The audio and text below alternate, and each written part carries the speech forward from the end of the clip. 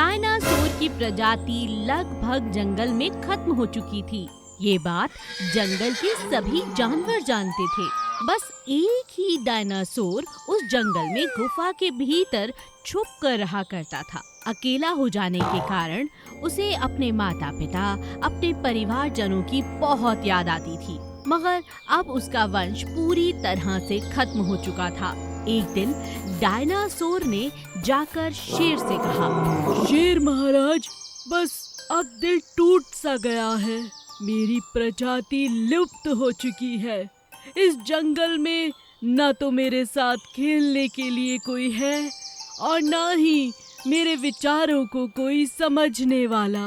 आप ही कुछ बताएं कि आखिर मैं अपनी पूरी जिंदगी अब कैसे बिताऊं। राजा शेर उदास डायनासोर की बात सुनकर बहुत परेशान हो जाता है, लेकिन उसे बहुत ज्यादा समझाने की कोशिश करता है और कहता है, डायनासोर, मैं बहुत दुख के साथ कहता हूँ, ये सच में एक बहुत ही विचित्र बात है कि तुम जैसे महान जीव अब धरती पर चंद ही बचे हैं। ये दुख की बात है, मैं जानता हूँ, मगर सबसे अच्छी बात ये है कि एक बहुत ही खूबसूरत नायाब डायनासोर को मैं जानता हूँ, जो मेरे जंगल में रहता है और जो बहुत अच्छा है। राजा न समझकर मुझे मित्र समझो। अपने दिल की बात मुझसे कहो। बताओ, क्या तुम कोई बात कहना चाहते हो? डायनासोर राजा शेर से कहता है, बहुत दिन हुए राजा शेर, मेरी गुफा में कोई नहीं आया। क्या आज शाम की चाय आप मेरे साथ पिएंगे? राजा शेर डायनासोर का प्रस्ताव मान जाता है और दोनों मिलकर शाम की चाय पीने के लिए डायनासोर की गुफा में बैठते हैं। अचानक एक तेज रोशनी राजा शेर की आंखों को चमक देने लगती है। राजा शेर डायनासोर से पूछते हैं, ये किस तरह की रोशनी है मित्र? डायनासोर जवाब में कहता है, ये मेरी माँ ने मुझे दी थी, उनकी आखिरी निशानी। ये देखो, ये है सोना हीरा, ये बहुत कीमती है। राजा शेर हीरे को देखता है तो देखता ही रह जाता है। डायनासोर की उदासी का अब उसे एक हल मिल चुका था। राजा शेर कहता है, अरे वाह मित्र, ये तो तुम्हारी माँ का दिया हुआ अद्भुत तोहफा है। क्यों ना तुम इससे डायनासोर के अंडे मांग लो। अगर अंडे आ गए तो उसमें से डायनासोर निकलेंगे। फिर तुम्हारी प्रजाति एक बार लुप्त होने की बजाय दोबारा अपने अस्तित्व में आ जाएगी। क्या कहते हो? डायनासोर को राजा शेर की बात बहुत अच्छी लगती है। डायनासोर उस कीमती हीरे से अपनी मुराद मांगता है और बदले में उसे 4 डायनासोर के अंडे मिलते हैं। धीरे धीरे अब जंगल में बहुत सारे डायनासोर हो गए और सभी खुशी खुशी रहने लगे। इसीलिए कहते हैं, हर बात का हल है, मगर उसे सोच समझ कर अगर किया जाए तब। एक दिन बहुत तेज जंगल में तूफान आता है।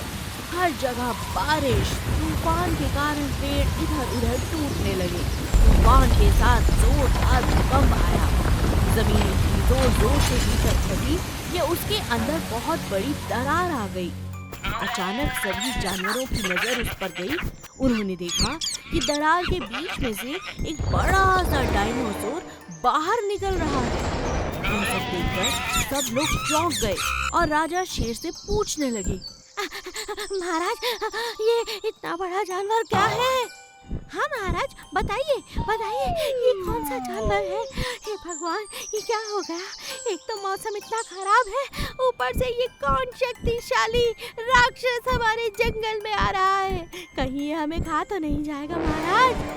बंदर और तोते ने जब ये सवाल राजा शेर से पूछा तो राजा शेर ने उन्हें शांत करते हुए कहा, शांत हो जाओ, शांत हो जाओ। अनहोनी जैसी कोई बात नहीं है। इस जंगल में हमारे पूर्वज सैकड़ों सालों से रहते आए हैं। इनका नाम डायनासोर है।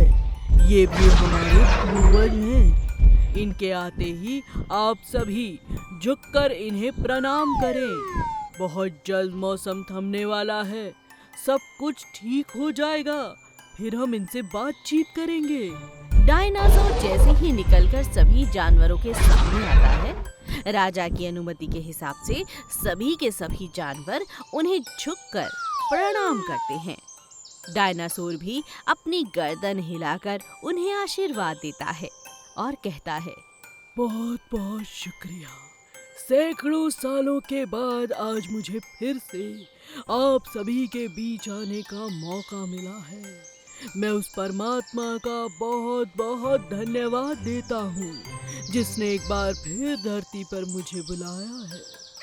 आप में से कईयों को तो अजीब ही लग रहा होगा क्योंकि मुझे 100-200 सालों से पहले किसी ने नहीं देखा, क्योंकि कई सालों से तो हम यहाँ पर धरती पर मौजूद भी नहीं थे। मुझे आप सबके बीच आने का ये अवसर मिला है। मैं बहुत खुश हूँ। मौसम अब बहुत बेहतर हो गया है। चलो आओ जश्न मनाते हैं। जो आज्ञा गुरुदेव। राजा शेर भी अपना सर झुकाता है और डायनासोर की बात पर हामी भरता है और एक बहुत बड़े जश्न का आयोजन करता है। उन्हें तरह तरह के लजीज पकवान खिलाए जाते हैं। सभी जानवर बहुत खुश थे। मौसम भी बहुत अच्छा और साफ हो चुका था। सारा जंगल एकदम खुशहाल था, मुस्कुरा रहा था, नाच रहा था, गा रहा था। तभी डायनासोर ने सबसे कहा, बहुत जल्द मैं यहाँ से चला जाऊंगा, मगर ये पल मैं जीवन में कभी भूल नहीं सकता। मैं खुश हूँ कि जंगल की गरिमा आज भी बनी हुई है। आज भी जंगल में वही रीति रिवाज चले आ रहे हैं जो हमने शुरू किए थे। आप सब इसका मान रखते हैं और जंगल के नियमों को इसी तरह बनाए रखें, ऐसी मेरी आप सभी से बहुत ज्यादा उम्मीद है। डायनासोर की बात पर सभी हामी भरते हैं और जोरदार तालियों से एक बार फिर उनका अभिनंदन करते हैं। 2 सर वाला शेर। जंगल में आए दिन शिकारियों का आना एक बहुत आम बात हो चुकी थी, मगर इस बात से शेरनी बहुत ज्यादा चिंता में थी। उसे अपने शेर की बहुत फिक्र लगी रहती थी। वो नहीं चाहती थी कि राजा शेर की तरह उसका भी कोई शिकार करे और उसे शहर ले जाए। एक दिन माँ शेरनी ने अपने छोटे बेटे को समझाया, देखो बेटा, तुम एक शेर की औलाद हो। तुम्हें इस बात को समझना चाहिए। ये जंगल कल को तुम्हारे ऊपर एक जिम्मेदारी की तरह होगा। तुम्हारे पिता तो बिना बताए ना जाने क्यों गायब हो गए। मुझे पूरा यकीन है ये किसी शिकारी का ही काम है। अब मैं तुम्हारे बिना जीवन कैसे काटूंगी? अगर तुम भी इसी तरह रोज सुबह जाकर शाम तक खेल कर आओगे तो मुझे चिंता कितनी लगी रहेगी, सोचा है? माँ शेरनी की बात सुनकर बेटा कहता है, पर माँ, आपको चिंता करने की कोई जरूरत नहीं है। मैं एक शेर हूँ, मेरा मुकाबला कोई नहीं कर सकता और बहुत जल्द मैं बड़ा हो जाऊंगा। पर बेटा, तुम मेरी बात को समझते क्यों नहीं? क्या करूं? तुम मेरी बात समझना ही नहीं चाहते। इसी तरह आए दिन बिना बताए पूरे जंगल के चक्कर काटोगे तो जरूर कोई शिकारी तुम्हें ले जाएगा। माँ शेरनी बहुत ज्यादा चिंता में थी। एक दिन उसने अपने बेटे के लिए एक नकली शेर का मुखौटा बनाया। शेर के बच्चे ने जब वो मुखौटा देखा तो अपनी माँ से पूछा, माँ, ये क्या है? तुम मेरी बात तो मानते नहीं, इसीलिए सोचा एक तरकीब निकालूं। अब इस सर को बांध लो। हर कोई तुम्हें देखकर सोचेगा कि तुम्हारे 2 सर हैं और तुम्हारी 4 आंखें हैं।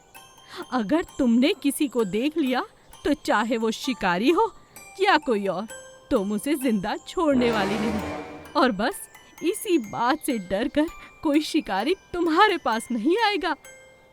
अरे वाह माँ, तुमने तो उपाय निकाल लिया। अब मैं खेलने जा सकता हूँ? हाँ, क्यों नहीं। समझदार और सुलझी हुई शेरनी ने एक बहुत ही अच्छा उपाय निकाला, जिससे वो भी बेफिक्र हो चुकी थी और उसका बेटा भी अब बहुत खुश था। अब पूरे जंगल में दूर दूर तक ये बात फैल चुकी थी कि 2 सर वाला एक शेर है और वहाँ जाना खतरे से खाली नहीं है। तो बस शिकारी क्या, वहाँ पर कोई और दूसरा शेर भी आने से डरने लगा। और इसी तरह सभी जंगलवासी एक बार फिर खुशी खुशी बिना चिंता के जीवन जीने लगे। एक समय की बात है, एक जंगल में कुएं के पास बहुत सारी मछलियों का एक छोटा सा तालाब था। मछलियाँ बहुत सालों से उसी तालाब में रहा करती थीं। तालाब के आसपास घना जंगल था, जहाँ बहुत सारे जीव जंतु मिलकर रहा करते थे। जंगल के अंदर एक रहने वाला चील जो बहुत ही खूंखार था, उसका नाम था आदि चील। आदि चील को हमेशा किसी कमजोर का शिकार करने में बहुत मजा आता था। वो अपना शिकार बड़ी ही चालाकी से करता था। बहुत दिनों बाद चील का एक दिन मछलियाँ खाने का दिल किया। चील ने सोचा, बहुत दिन हुए मैंने मछली नहीं खाई है, आज तो मैं मछली खा कर रहूंगा। जंगल की उड़ान भरने का कोई फायदा नहीं। जंगल के अंदर एक ही तालाब है जहाँ मछलियाँ हैं, लेकिन आज मैं इनका शिकार करूँ तो कैसे? ये तो पानी से बाहर ही नहीं आती। कोई ना कोई जुगाड़ तो लगानी होगी। चील बहुत सोचता है और सोच समझकर पास ही रहने वाले बंदर को अपना शिकार बनाता है। वो बंदर से कहता है, बंदर भाई कैसे हो? बंदर कहता है, मैं बहुत बढ़िया, आप कैसे हैं? मैं आपकी क्या मदद कर सकता हूँ? आज आप मेरे घर कैसे आए? क्या कहूँ भाई, बहुत दिनों से मछली नहीं खाई है और मछली खाने का बहुत दिल कर रहा है। क्या इसी तरह कुछ और खाने का तुम्हारा जी नहीं करता? बंदर कहता है, हाँ, बहुत दिनों से केले नहीं खाए। तुम तो जानते हो जंगल में केलों के बिल्कुल पेड़ नहीं है। पास के जंगल में है, मगर इतनी दूर मैं कैसे जाऊं? बहुत दूर हो जाता है, आते आते अंधेरा हो जाता है। अरे तुम इतनी चिंता क्यों करते हो? बहुत आसान है, आज शाम को आते हुए मैं तुम्हारे लिए केले ले आऊंगा। लंबी उड़ान भरना मेरे लिए कोई बड़ी बात नहीं, मगर उसके बदले तुम्हें मेरा एक काम करना होगा। क्या कहा? तुम मेरे लिए केले लाओगे? मेरे पूरे परिवार के लिए ला दोगे? तो बताओ क्या करना है मुझे? चील बंदर को उल्लू बनाते हुए कहता है, अरे बड़ा आसान है, तुम जरा तालाब के पास जाकर मछलियों को बातों पे लगाना और मैं उन्हें खा लूंगा। बहुत दिनों से मछली जो नहीं खाई। बंदर उसकी बात मानता है और मछली को अपनी बातों में लगाता है। मछली जैसे ही बाहर मुंह निकालती है, चील झट से आके उस पर झपट्टा मारने ही वाला था कि अचानक मछली की नजर चील पर पड़ती है और वो दोबारा पानी में चली जाती है। ये क्या? हाथ आया मुंह ना लगा, ये मछली तो बड़ी तेज है। मछली अपना मुंह बाहर निकाल कर कहती है, बंदर भाई, तुम्हें तो अपना दोस्त समझकर तुमसे 4 बातें करने आई थी, पर मैं ये नहीं जानती थी कि तुम चील के साथ मेरे लिए जाल बिछा कर बैठे हो। आज से तुम्हारी और मेरी दोस्ती नहीं रही। मछली पानी में दोबारा चली जाती है और बंदर को अपनी एक अच्छी दोस्त खोकर बहुत दुख होता है। चील को जब मछली नहीं मिलती तो वो बंदर के लिए केले भी लाकर नहीं देता और इस बात से बंदर को अपना सबक मिल जाता है। खाने की चीज के लिए किसी को धोखा देना बहुत बुरी बात है। ना तो केले मिले और ना ही दोस्ती रही। मुझसे बहुत बड़ी भूल हो गई। आज के बाद मैं ऐसा कभी नहीं करूँगा। 4 शेर और एक गाय। जंगल का राजा शेर अपने 3 भाइयों के साथ बड़े आराम से अपनी प्रजा का ख्याल रखते हुए जंगल का राज चलाता था। लेकिन राजा के साथ साथ उसके तीनों भाई बहुत क्रूर भी थे। उन्हें और कोई जानवर इतना प्रिय नहीं था जितने की गाय, भैंस और बैल। हर महीने वो किसी न किसी का शिकार कर ही लिया करते थे। इस बात से सभी गायें बहुत परेशान थी। एक दिन तेज तूफान आता है, बाढ़ आती है जिसमें बहुत से जानवर मर जाते हैं।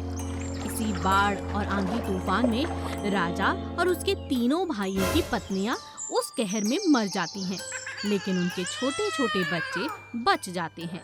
दिन रात चारों शेरों के बच्चे रोते रहते हैं क्योंकि उन्हें पीने के लिए माँ का दूध चाहिए था, लेकिन उनके पास अब माँ थी ही नहीं।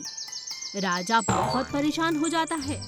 वो अपने दोस्त बंदर को बुलाता है और उससे पूछता है कि क्या किया जाए। बंदर, अब तो मेरे घर की स्थिति तुम अच्छी तरह से जान गए हो। अब तुम ही बताओ, इन बच्चों का क्या किया जाए। हम चारों के बच्चे अपनी माँ के बिना बिलक बिलक कर यूं ही मर जाएंगे, ये मैं नहीं देख सकता। महाराज, आपका दुख मैं समझ सकता हूँ। मेरे भाई बहन भी इसी त्रासदी में चले गए हैं और ना जाने मेरे कितने दोस्तों को इस तूफान में मैं खो बैठा हूँ। महाराज, मेरी एक राय है। हमारे गांव में जो गोपी गैया है वो बहुत अच्छी है। आप उससे एक बार बात करके देखें। वो अच्छा दूध देती है। हो सकता है उसका दूध बच्चे पिएं और जिंदा रहें। लेकिन वो ऐसा क्यों करेगी? तुम तो जानते हो, गाय भैंस बैलों के साथ तो हमने बहुत अन्याय किया है ना। मैं जानता हूँ महाराज, पर महाराज आप तो राजा हैं। अगर अन्याय आपके हाथों हुआ है तो न्याय भी आप ही करेंगे। मैं कहता हूँ एक बार कोशिश तो कर देखिए। बंदर की बात सुनकर राजा गाय के पास जाता है और उसे अपनी दुख भरी कहानी सुनाता है। राजा के साथ साथ उसके तीनों शेर भाई भी गाय के पास जाते हैं और नतमस्तक हो जाते हैं। उन तीनों की ये हालत देखकर गाय को बहुत दया आती है और वो कहती है, नहीं नहीं महाराज, ये आप क्या कर रहे हैं? ये तो मेरा सौभाग्य है कि आपके बच्चों को मैं दूध पिला सकूं। चलिए, मैं बच्चों का अपनी बच्चों की तरह ख्याल रखूंगी। पर आपसे एक वादा चाहती हूँ कि अब तक जो गाय भैंस और बैलों के साथ आपने अन्याय किया, आप दोबारा नहीं करेंगे महाराज। महाराज और तीनों भाई गाय को वादा देते हैं कि आज के बाद वो कभी भी किसी जानवर को बेवजह परेशान नहीं करेंगे। और इसके साथ ही गैया जाती है, उन्हें दूध पिलाती है, उनका पालन पोषण एक माँ की तरह करती है और एक बार फिर गांव में सभी जानवर हंसी खुशी रहने लगते हैं। एक राजा अपनी बेटी के लिए अच्छे वर की तलाश में इधर उधर भटक रहा था। एक दिन बहुत सोच समझकर उसने एक प्रतियोगिता रखने का फैसला किया और उसने ये घोषणा करवाई कि जो कोई भी एक दिन के अंदर अंदर उसके पास 5 सोने की मुर्गियां लेकर आएगा और उसके सवालों का सही जवाब देगा, उसी के साथ वो अपनी बेटी की शादी कर देगा। ये एक बहुत ही अच्छा अवसर था क्योंकि राजा बहुत पैसे वाला था। उसकी जमीन जायदाद इतनी थी कि जो भी उनकी बेटी से शादी करता हमेशा के लिए सुखी रहता। राजा की प्रतियोगिता में भाग लेने के लिए दूर दूर से राजा महाराजाओं के बच्चे वहां पर आते हैं और वहीं पर गांव में एक कुम्हार को जब ये बात पता चलती है तो उसकी बहन उससे कहती है, भैया तुम भी प्रतियोगिता में भाग ले लो ना। अरे पगली, कैसी बातें करती है? तूने प्रतियोगिता के नियम नहीं सुने? राजा कहता है कि 5 सोने की मुर्गियां लानी है। 5 सोने की मुर्गियां मैं कहाँ से लाऊंगा? पर हाँ, मैंने एक बार राजकुमारी को देखा है, एकदम संगमरमर जैसी है। पर मेरा भाग्य ऐसा नहीं कि मैं उसे अपनी धर्मपत्नी बना सकूं बहन। अरे भैया, तुम तो कितने समझदार हो, कुछ सोचो, ये अवसर यूं ही हाथ से चला जाएगा। अपनी बहन के कहने पर चंदन रात भर सोचता रहता है और उठकर बैठ जाता है। वो अपने हाथ से छोटी छोटी मुर्गियां बनाने लगता है। धीरे धीरे वो उनका आकार बड़ा करने लगता है। वो 5 विशाल मुर्गियां सुबह तक बना लेता है और उन पर सोने के रंग जैसा रंग भर देता है। सुबह जब उसकी बहन वो देखती है तो कहती है, भैया ऐसा लग रहा है कि तो सच में सोने की मुर्गियां हैं। आखिर तुम क्या करने वाले हो? देखती जा, चल मेरे साथ। भाई बहन जैसे तैसे बड़ी मेहनत के साथ उन मुर्गियों को राजा के महल तक पहुंचा देते हैं। राजा यह देखकर हैरान था कि कुम्हार की इतनी हिम्मत कि वो राजकुमारी के साथ शादी करना चाहे। फिर भी अवसर तो अवसर होता है। तो राजा सवाल लेकर चंदन के पास पहुंचता है और कहता है, ये मुर्गियां तुमने बनाई हैं? जी महाराज, मैंने बनाई हैं। मैं एक कुम्हार हूँ, मेरा नाम चंदन है, मैं इसी गांव में रहता हूँ। अच्छा। राजा अपना पहला सवाल पूछता है, मैंने तो 5 सोने की मुर्गियां मंगवाई थी, तुम ये मिट्टी की मुर्गियां लेकर आए हो, इस बारे में तुम्हारा क्या कहना है?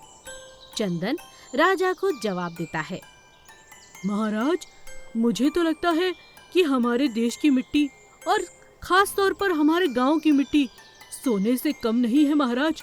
हमारी मिट्टी बहुत अच्छी है और इस पर सोने का रंग भर दिया है, क्योंकि ये रंग सबको प्रिय होता है, भगवान को भी और आपको भी। मुझे नहीं लगता कि मेरी मिट्टी के आगे सोने का कोई भी मूल्य है।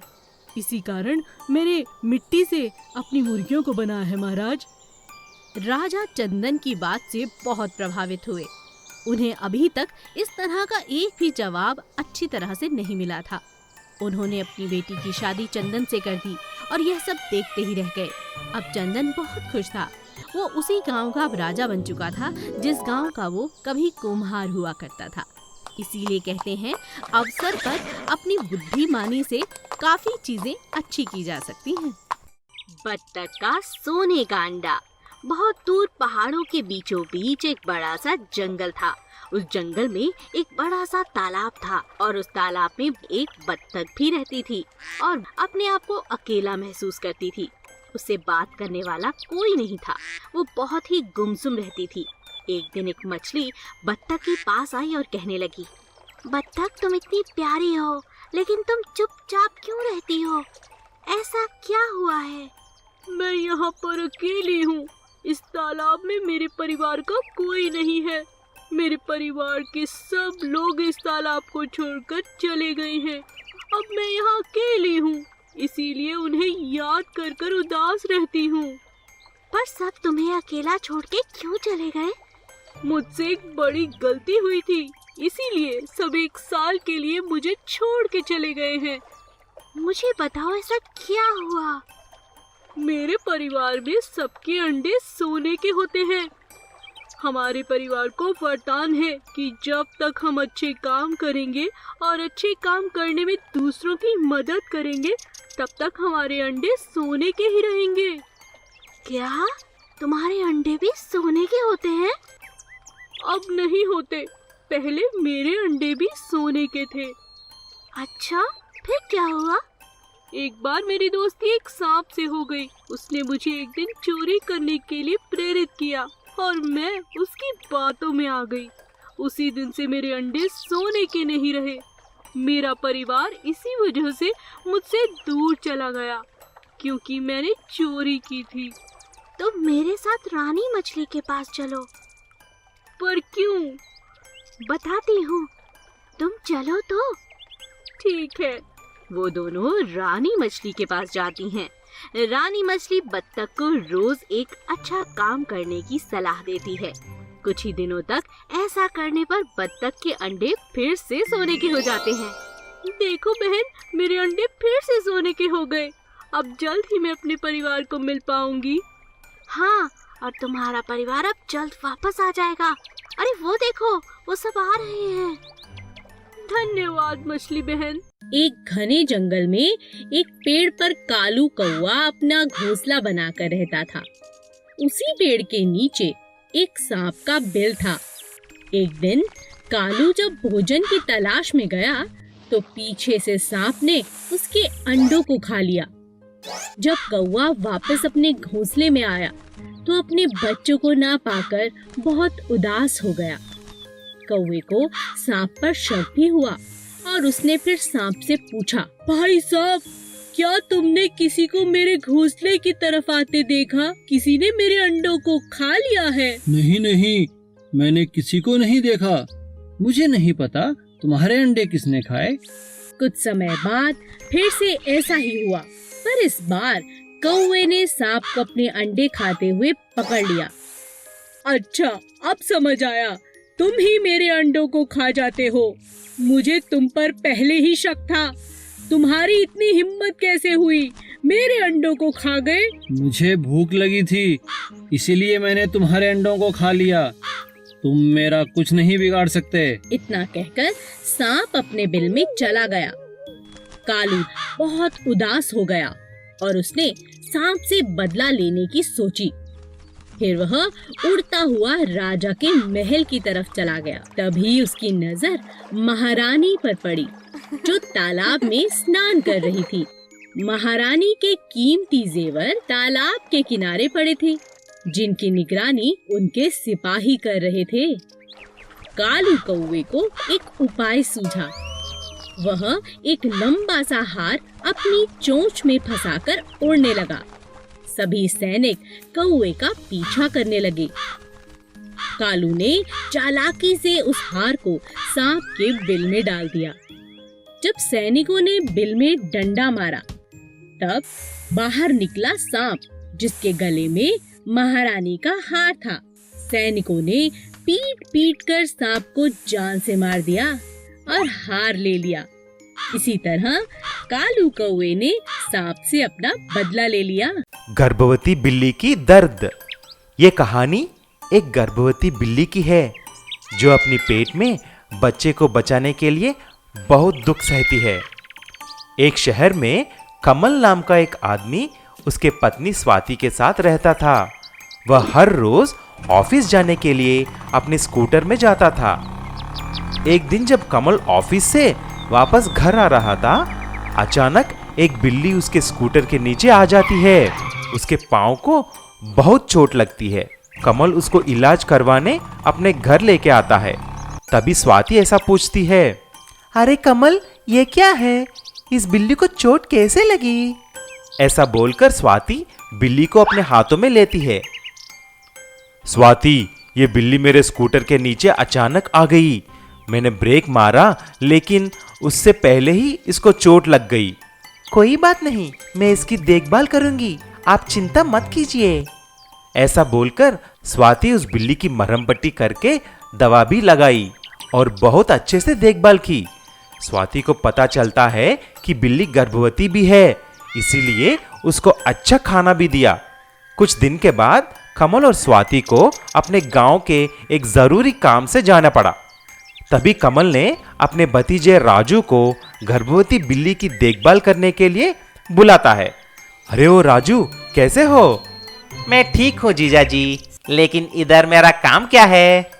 हम एक जरूरी काम से गांव जा रहे हैं। हमें आने में कुछ दिन लगेंगे, इसीलिए तुमको इस गर्भवती बिल्ली की देखभाल करनी पड़ेगी। ऐसा बोलकर कमल और स्वाति चले जाते हैं। लेकिन राजू को बिल्लियों से सख्त नफरत है, इसीलिए वह गर्भवती बिल्ली को ठीक से देखता नहीं है।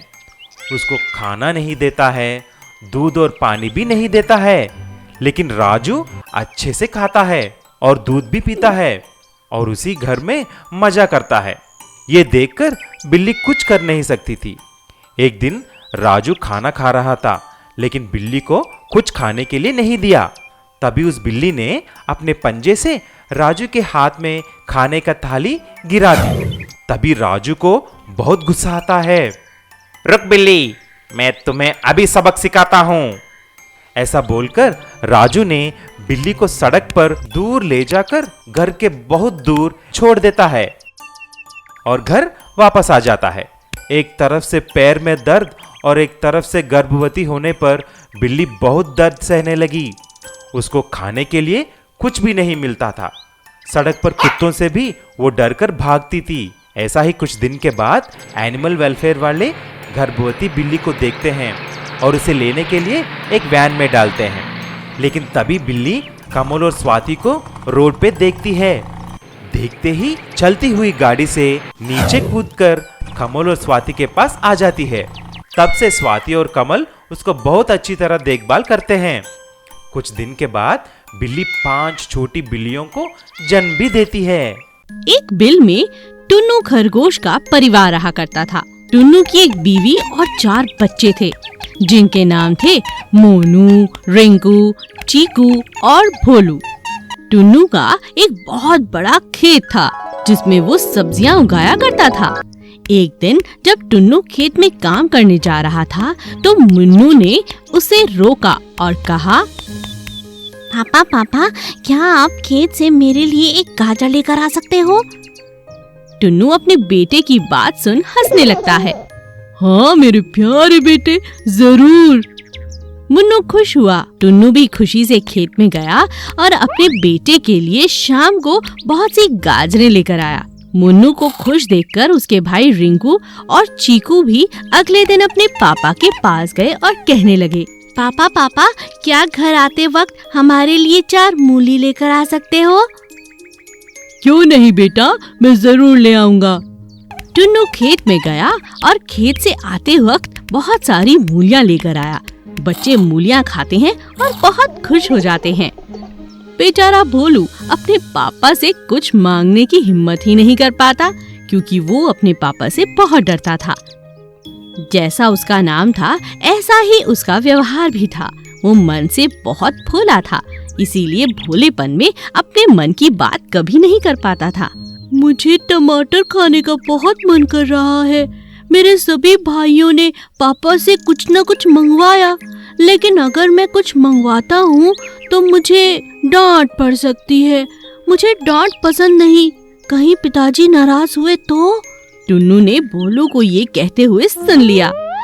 अगले दिन खेत से बहुत सारी सब्जियाँ, बहुत सारे फल और बहुत सारे टमाटर खास तौर पर भोलू के लिए लेकर आया।